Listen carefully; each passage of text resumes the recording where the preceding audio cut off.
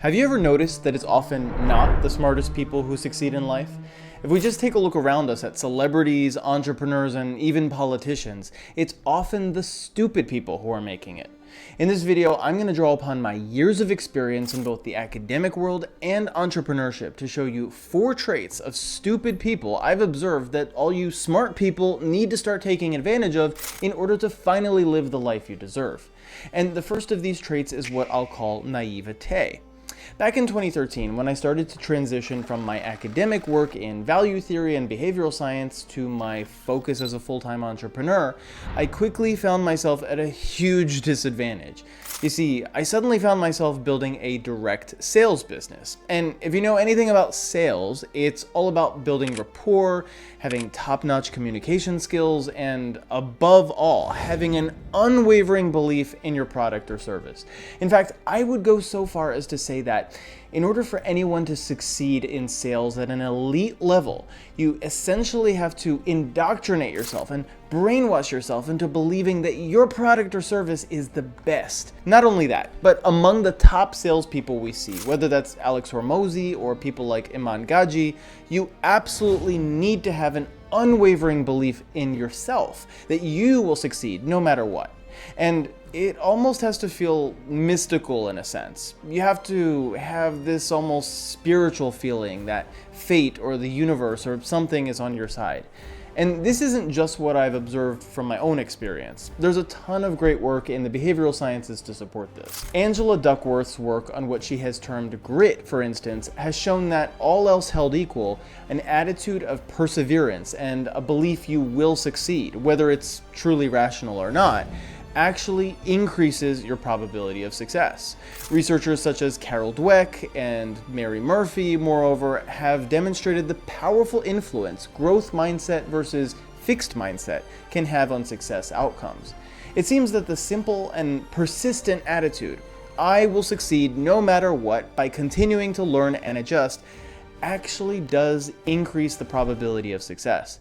And again, whether or not this thought is truly rational. And so, what's so stupid about this attitude anyway, and why does it often prevent smart people from succeeding? Well, the reason is simple. Intelligent people have a great capacity for analysis, and this can truly be a strength. However, it can also be our biggest weakness. And seriously, I am well aware of how conceited it sounds to call myself intelligent and simply presume I am, so forgive me for that and just roll with me here. Again, back when I was in direct sales, I was told that sharing testimonials rather than offering facts and figures was more effective for selling products. But that caused a huge amount of cognitive dissonance for me.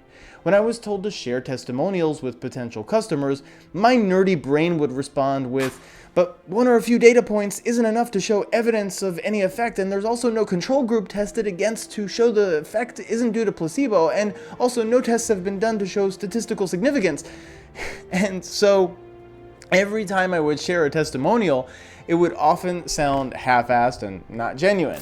It literally took me years of training myself to stop analyzing things like this so I could block out all the cognitive dissonance and project a convincing yet actually ignorant confidence to potential customers. And isn't this what you struggle with too? You really want to project unyielding confidence and steadfast belief in your path to success, but your restless mind is always analyzing, reverse engineering, and looking for counter-arguments. And that's what holds intelligent people back, while allowing stupid people to succeed. You see, the so-called stupid people seem almost incapable of deep analysis, and so it's pretty easy for them not to overanalyze. Their thinking is very simplistic as a result. Oh, someone is succeeding at this or that thing, that means I can do it too. And so what's the result? It's that so-called stupid people take action, lots of it. And they have a naive belief that they are destined to succeed no matter what, as long as they keep learning and adjusting. So what can we learn from this? Well, it would be disingenuous to just tell you to shut off your analytical mind. I know that's easier said than done anyway, and it's also not necessarily a good thing to do. Instead, let's learn to mimic the naive belief so-called stupid people have in their fated and destined success. And we can achieve that mimicry simply by identifying a value or value system we will hold on to and stay committed to, no matter what. This approach actually helped me a lot when I was running my second business, a test prep agency in New York City. I hated running that business, but I said to myself, this will be successful because I am committed to doing my best work for the students, even though I don't enjoy running this business. I owe it to them. Finding a value system like that and holding on to it in all of our pursuits can have a very similar effect as that irrational feeling of destined success. But it's not enough to just mimic this mindset. We have to start adopting an even more important trait that leads so-called stupid people to success, and that is relatability. You see, before I had started running my first business back in 2013, I had just recently become an internationally published author in the field of value theory. I essentially existed in a world of theory. I ate theory, I slept and dreamed about theory, and all I talked about was theory. Meanwhile, I could barely pay my rent, and I was in some serious six-figure debt. And so, as you can imagine, when I started to take action in prospecting and selling, I was in for a rude awakening. Incredibly, random strangers did not want to hear about my products and services, and people still didn't want to buy the products even after I broke down a cost-benefit analysis for them. This is crazy, I thought. I'm laying out perfectly logical arguments as to why they should buy, and they still aren't. Interestingly, even though I was a literal student of human behavior at the time, I couldn't get it through my mind that facts and figures don't work with people unless they first have your trust. And trust, that comes with relatability. Relatability, simply put, occurs when someone sees some aspect of themselves in you. Your quirkiness, your excitability, your flaws. These all make us more relatable to others, and it's even biologically wired into us to more readily trust people we can relate to. The problem? The traits that intelligent people have represent a relatively small percentage of the population.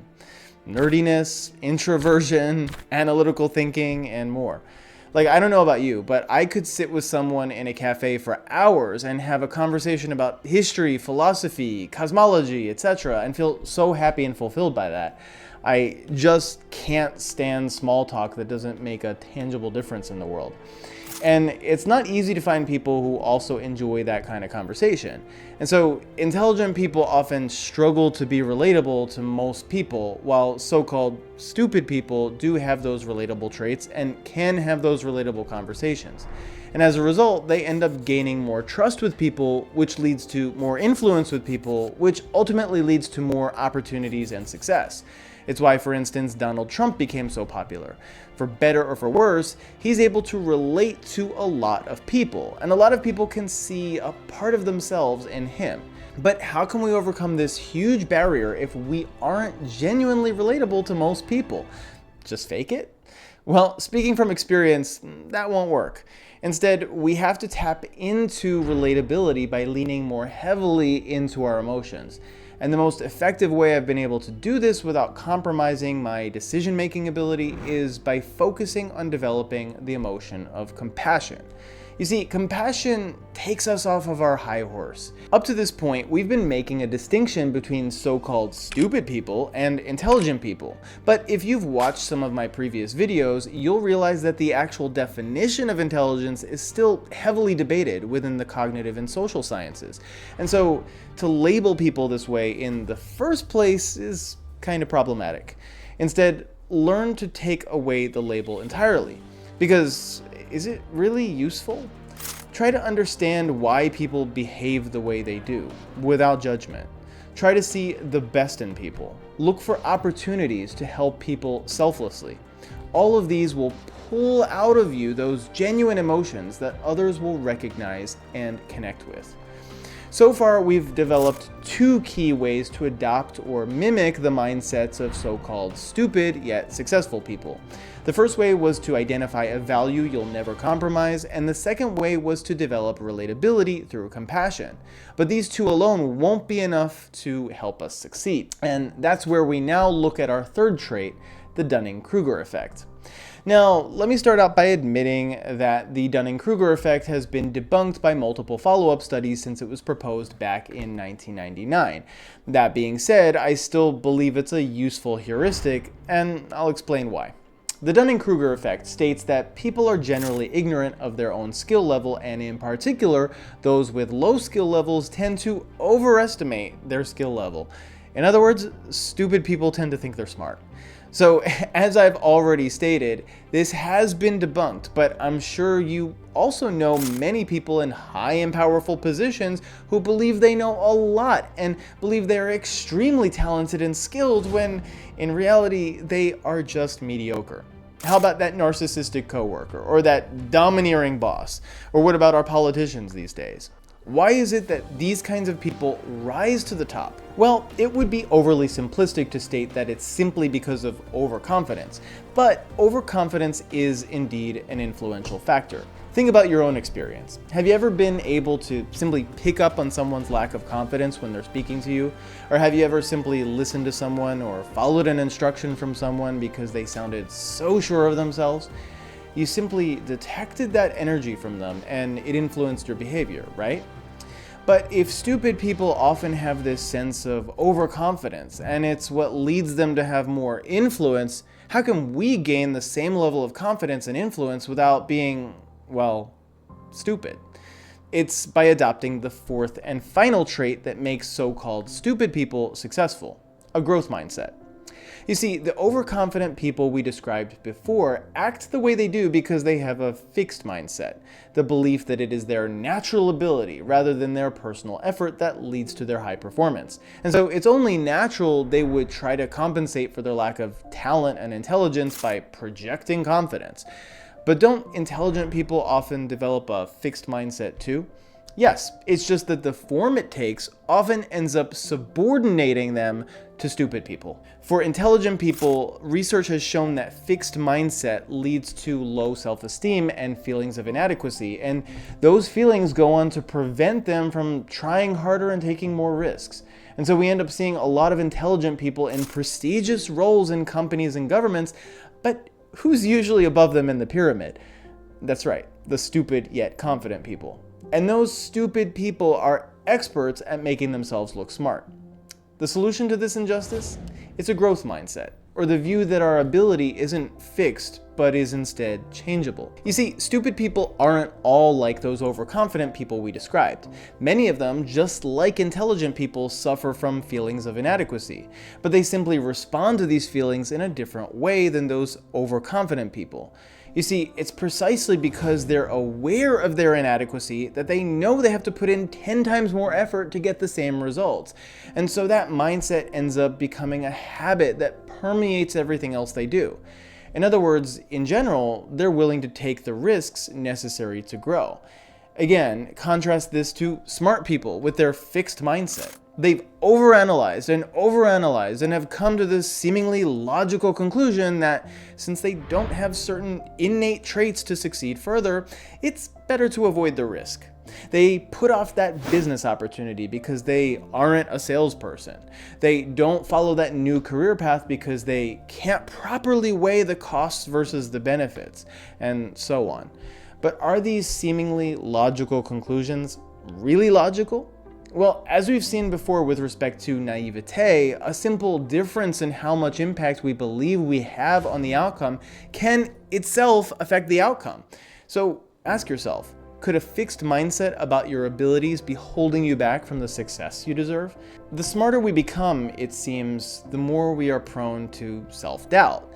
Just as the great physicist Neil deGrasse Tyson, echoing Socrates, has said, the more you know, the more you realize you don't know.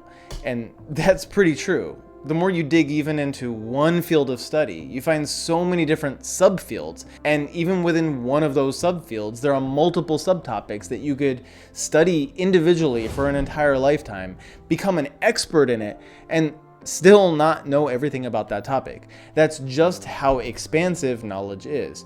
And so if we really reflect on it, it's safe to say that even the most learned expert knows only about 1% or less of all the knowledge that actually exists. And sometimes when you realize this, you start to feel, well, dumb. You start to realize as an objective fact that you are indeed inadequate. And this can lead to a lot of self-doubt. But I think we have to learn how to be okay with that. We have to learn how to accept that as opinionated as we are, at the end of the day, we're still just pretty ignorant. But what I believe this does is liberate us. It allows us to treat each other just a little bit better, come together, and ultimately acknowledge that we all need each other on this grand quest for knowledge and wisdom.